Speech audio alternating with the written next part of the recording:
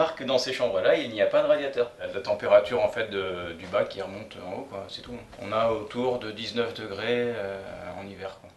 Depuis 2 ans, Fabrice et sa famille habitent cette maison à Sainte-Jeanne-sur-Loire, près d'Angers. Si elle ressemble en apparence aux autres habitations, cette maison est en réalité une éco-construction bioclimatique. Quand on a voulu construire, on a commencé à se renseigner qu'est-ce que c'était qu'une maison, tout simplement. On était en appartement. Et on a vu qu'en France, il y avait une certaine technique de construction et que dans les autres pays, c'était un petit peu différent. Alors on s'est intéressé à ce qu'il se faisait de différent ailleurs. Et on s'est rendu compte qu'ailleurs, c'était apparemment beaucoup mieux, quoi.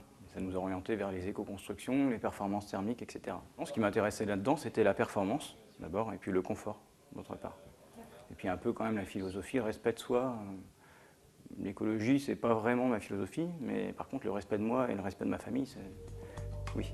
Une maison saine qui coûte plus cher à la construction, environ 30%, mais qui est rentabilisée sur le long terme.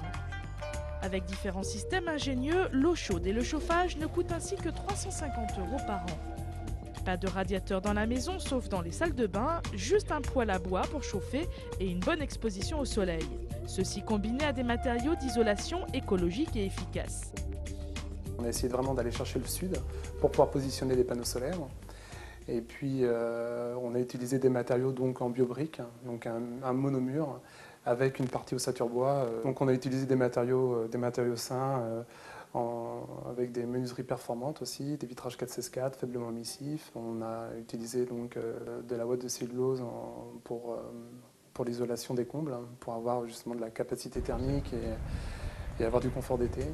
Donc on a été assez loin dans la démarche. Pour plus d'infos sur ces éco-constructions bioclimatiques, rendez-vous dans votre CAUE, Conseil d'architecture, d'urbanisme et d'environnement. Il en existe un à Angers, ou rendez-vous sur le site internet caue.org.